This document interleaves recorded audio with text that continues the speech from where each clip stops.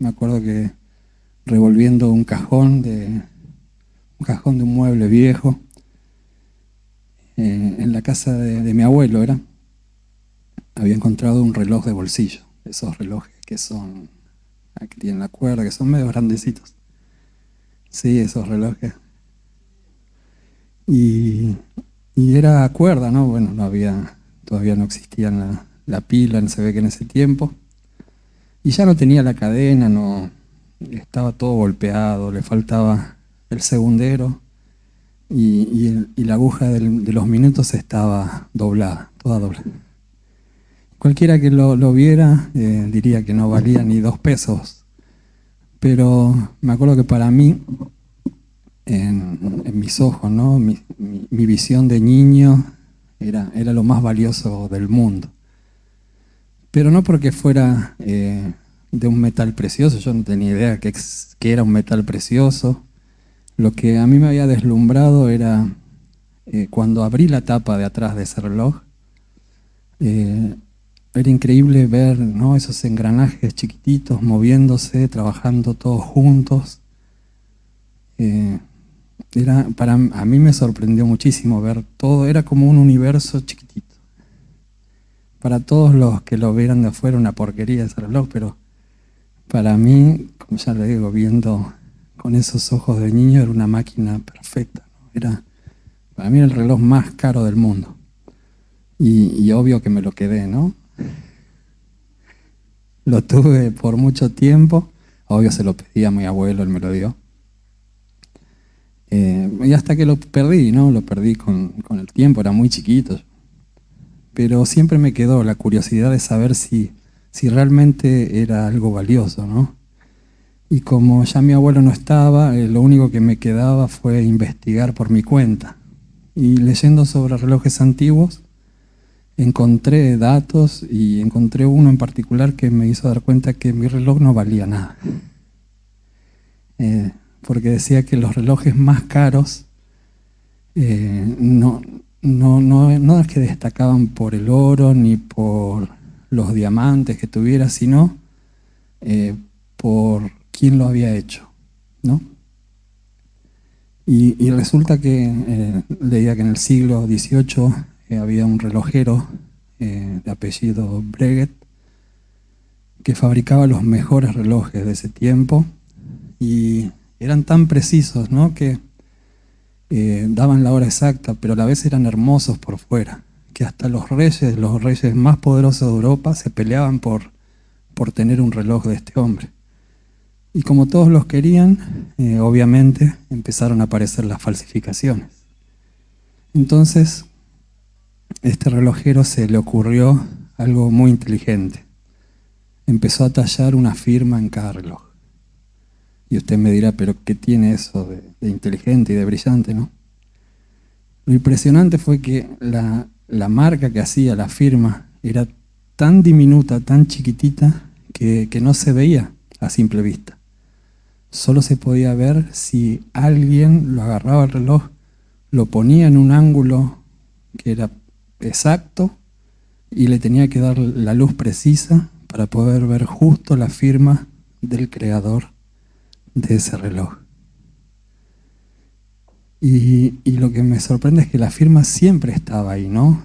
Pero estaba oculta a la vista de todos, solo se revelaba a los que realmente prestaban atención. Y era su forma de decir, esto es mío, esto es original, esto vale mucho y lo hice yo. Y me ponía a pensar, ¿no? Que al igual que ese relojero que escondió su firma a la vista de todos para asegurar el valor de su trabajo, Dios hace lo mismo. Aunque nuestro Dios no firmó con una lapicera ni tampoco talló el metal, Él escondió su marca original. Amén. Él escondió su plan de salvación y en los lugares menos pensados. Y hoy me gustaría ver un misterio, ¿no? Uno de los misterios más grandes de la Biblia, porque Dios es tan perfecto que no solo Él avisó sobre la muerte de Jesús usando a los profetas, también En la creación Él escondió todo el Evangelio y, todo lo que iba a pasar, ¿no? En la misma biología, incluso en la biología de un bichito. Y lo hizo para mostrarnos que desde siempre ya tenía armado el plan para salvarnos. Amén. Vamos a abrir nuestro corazón, ¿no? Lo que vamos a ver hoy nos va a llevar a tomar la Santa Cena con una gratitud especial. Amén. Y para encontrar, ¿no?, esta marca original, para descubrir dónde Dios firmó, dónde hizo esa firma diminuta e invisible, tenemos que ir a buscarlo al lugar menos pensado. Para entender bien el sacrificio de Cristo a través de este misterio que está en la Biblia, hay que ir unos 1000 años para atrás, mucho antes de que Jesús naciera. Y ahí lo vemos al rey David adorando y escribiendo, inspirado por el Espíritu Santo. Es ahí donde escribe el Salmo 22, los que muchos conocemos como el Salmo de la Cruz. Y es tremendo porque describe los detalles de una crucifixión romana siglo antes de que siquiera existiera el Imperio Romano, o incluso que se inventara esa forma de matar a alguien. Jesús mismo cita en el versículo 1 de este salmo en la cruz, cuando clama: Dios mío, ¿por qué me has desamparado? Eso es el principio del Salmo 22. Jesús, en medio de esa agonía que lo ahogaba, ¿no?, y que estaba perdiendo sangre, nos marca directamente este salmo. Y todo en este salmo habla del dolor, la humillación y el sufrimiento de un hombre justo rodeado de enemigos. Pero en el versículo 6, David escribe una frase que nos descoloca, ¿no? Parece la queja de alguien destruido, pero en realidad es un mensaje oculto, amén. Una revelación enorme de parte del corazón de Dios. Vamos a leer en el Salmo 22, el versículo 6.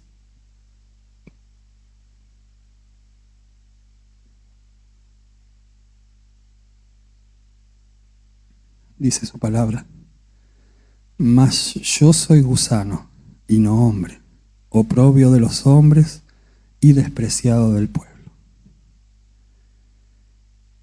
Por muchos años la gente leyó esto pensando que David solo expresaba lo mal que se sentía Cristo, tratado como un gusano pisoteado y sin valor. Pero ¿cuánto sabe que en la Biblia nada está escrito por azar? Porque el Espíritu Santo no improvisa nada, ni siquiera una sola palabra.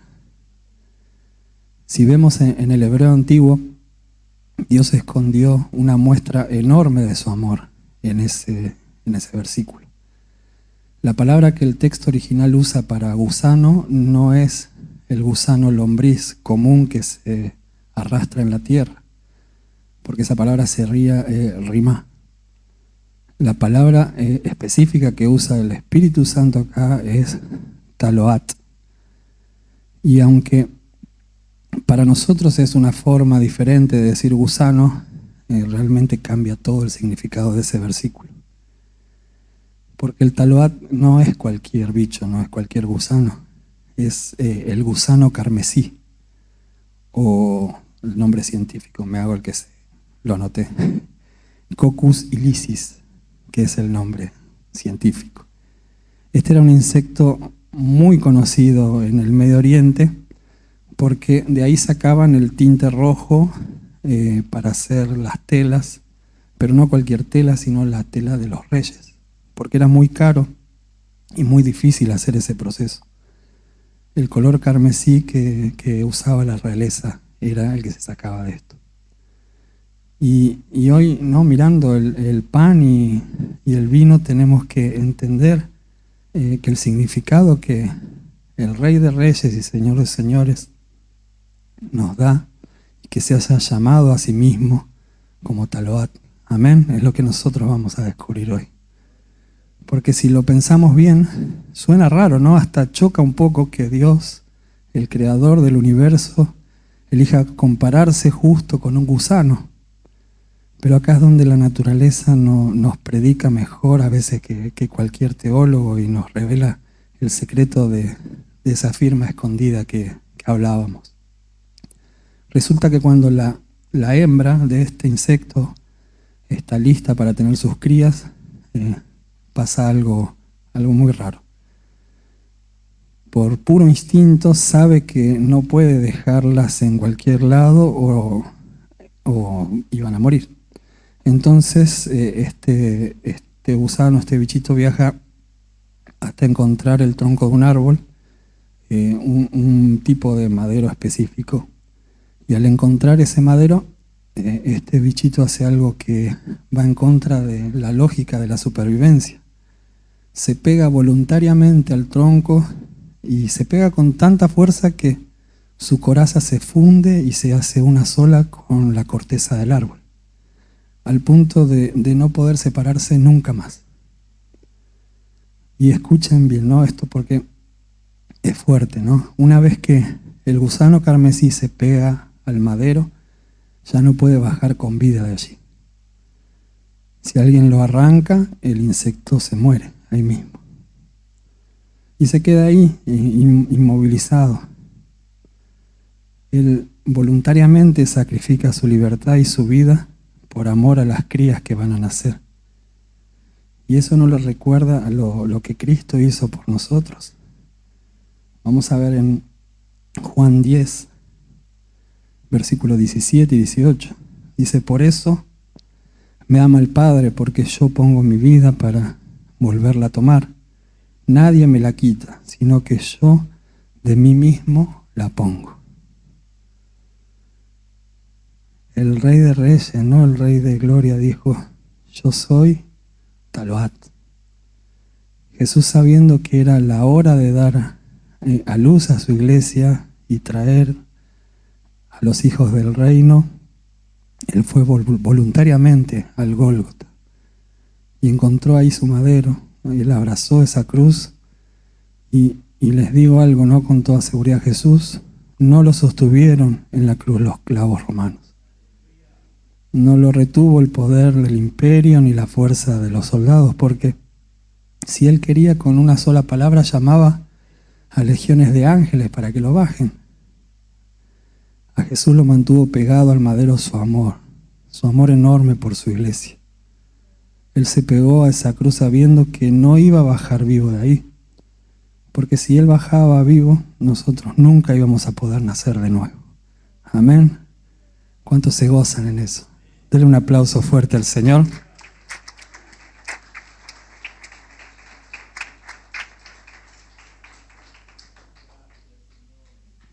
Pero el milagro de esta historia recién empieza. Amén.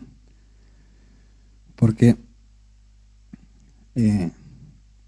una vez que el gusano carmesí se pega al madero, tiene a sus crías que nacen abajo de su cuerpo y quedan protegidas por el caparazón de la madre. Estas crías son muy frágiles y no pueden sobrevivir solas. ¿Y saben de qué se alimentan para vivir? Se alimentan del propio cuerpo de la madre. Ella literalmente se deja consumir para que vivan. Y en el momento de morir, el cuerpo de la madre larga un fluido de defensa. Es un líquido rojo, un rojo bien intenso que es el carmesí. Es ese tinte derramado, el que usaban para hacer las telas de colores.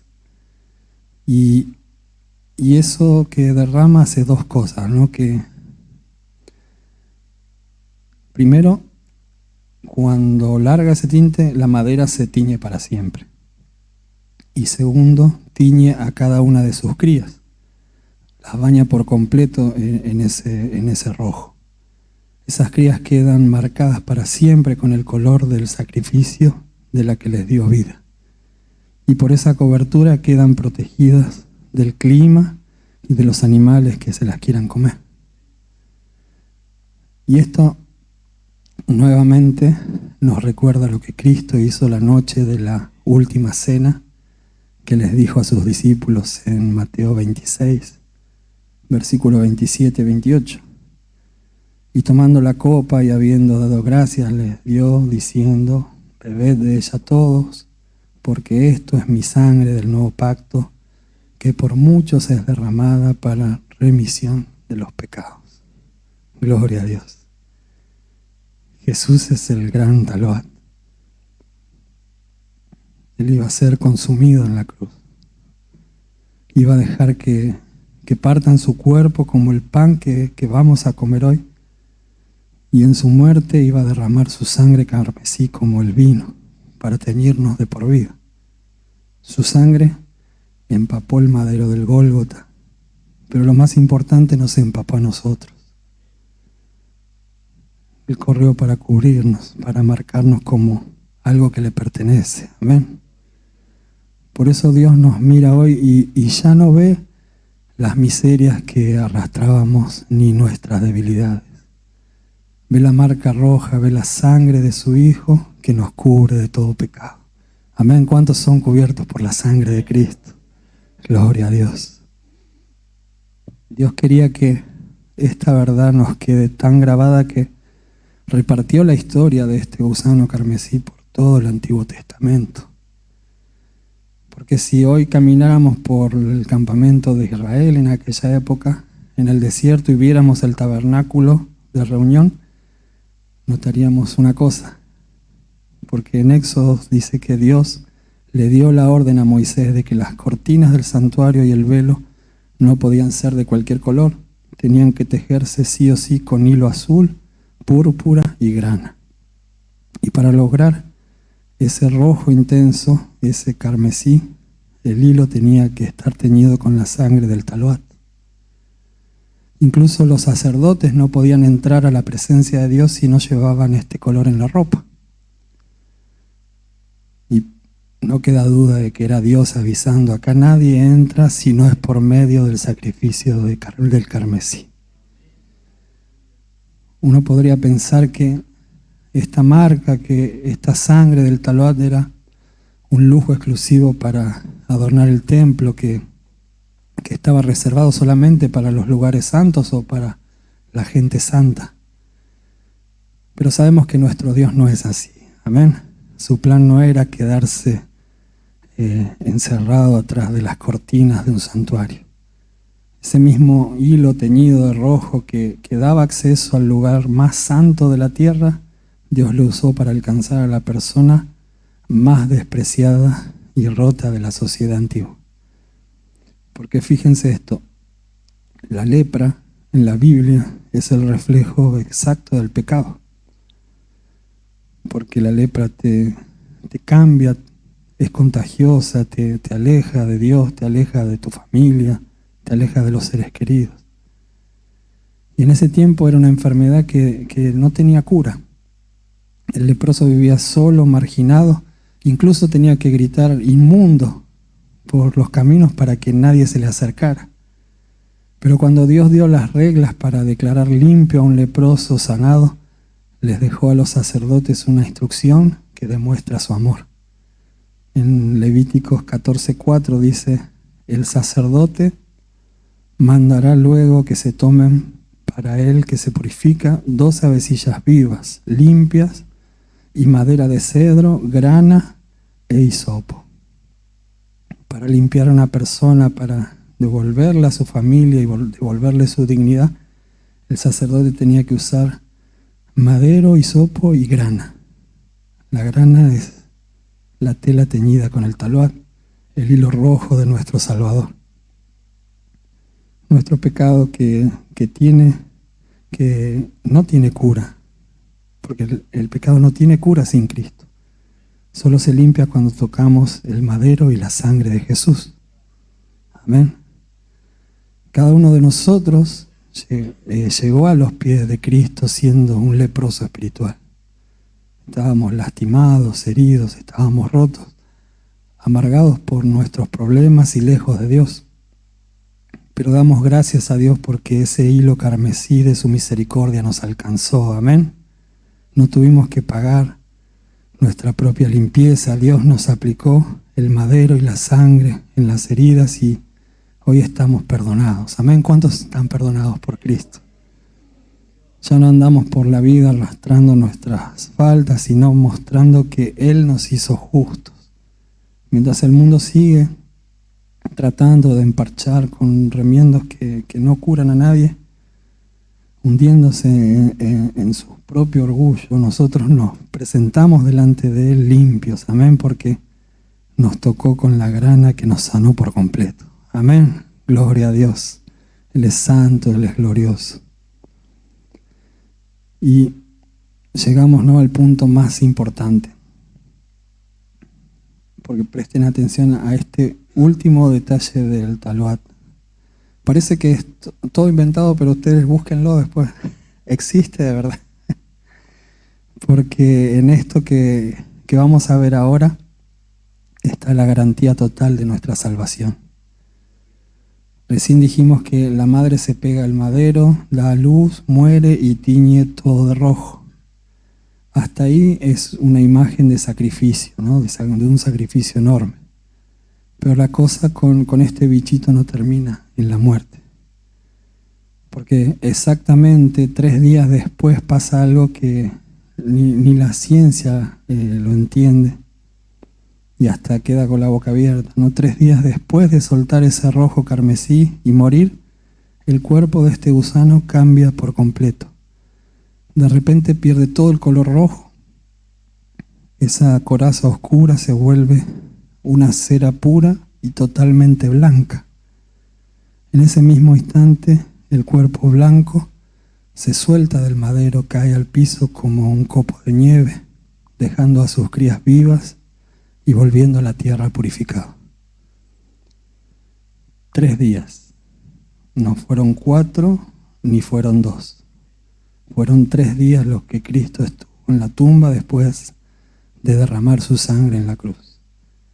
Y al tercer día la muerte no lo pudo frenar. Resucitó. Amén. ¿Cuántos saben que Cristo resucitó? Dejó el madero vacío y salió a la luz para demostrarnos que nuestra deuda y nuestro pecado ya estaban pagados por completo. Y es esta misma biología, este misterio que Dios escondió en la naturaleza, lo que usa el profeta Isaías para darnos una de las promesas de restauración más hermosas de toda la Biblia. Fíjense cómo cobra un sentido nuevo lo que dice Isaías en el capítulo 1. Dios nos dice: venid luego y estemos a cuenta. Si vuestros pecados fueren como la grana, como la nieve serán emblanquecidos. Si fueran rojos como el carmesí, vendrán a ser como blanca lana. Isaías nos está hablando directamente al corazón, amén.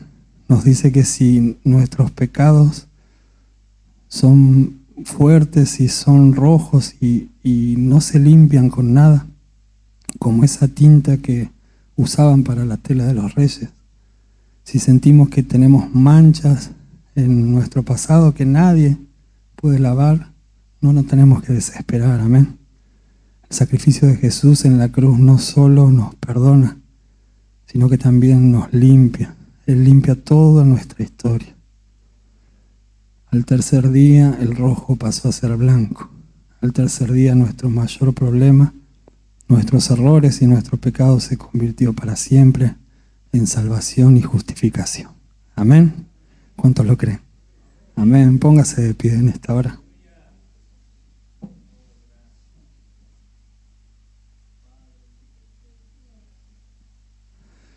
Por todo esto es que hoy compartimos la Santa Cena, amén. No lo hacemos por costumbre. No tomamos esto como si fuera un ritual o como si fuera un trámite que tenemos que cumplir. Venimos sabiendo que así como el Taluat se pega al árbol Jesús, Él ató su vida a la nuestra, amén. Se pegó a la cruz de forma que hoy está con nosotros. Así que hoy es un día para sacarnos de encima cualquier carga que tengamos, cualquier angustia, incluso cualquier mentira del enemigo que nos haga creer que no valemos nada. Amén. Fuimos marcados por la sangre y lavados hasta quedar blancos como la blanca lana. Esta Santa Cena es el sello de nuestra lepra que desapareció. Amén. Gloria a Dios. A nosotros, la Iglesia de Jesucristo, nos queda el honor de levantar hoy, esta noche, la copa por el sacrificio de Cristo. Cristo dio su vida, Él entregó todo por nosotros. El león de la tribu de Judá resucitó para darnos la victoria. Amén. Hoy acerquémonos a la mesa del Señor con confianza. Vamos a orar y vamos a sellar esta palabra para que el Señor la guarde en nuestro corazón y entendamos que su firma está en todo, incluso hasta en un pequeñito gusano. Amén. Él nos quiere dar la certeza y la seguridad de que todo lo que nosotros podamos pasar, todo lo que nosotros podamos vivir, ya está en sus planes desde el comienzo. Nada de lo que nos pasa es casualidad, nada de lo que vivimos es casualidad. Amén. Gloria a Dios. Levantamos nuestra mano al cielo y cerramos nuestros ojos y oramos al Padre.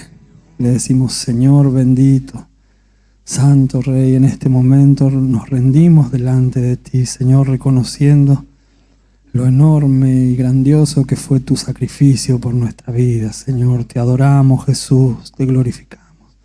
Gracias, Señor, por dejar tu lugar, gracias por ir voluntariamente a la cruz y dejarte consumir, Señor, por nosotros. Gracias, Padre amado, por tu sacrificio, por tu amor.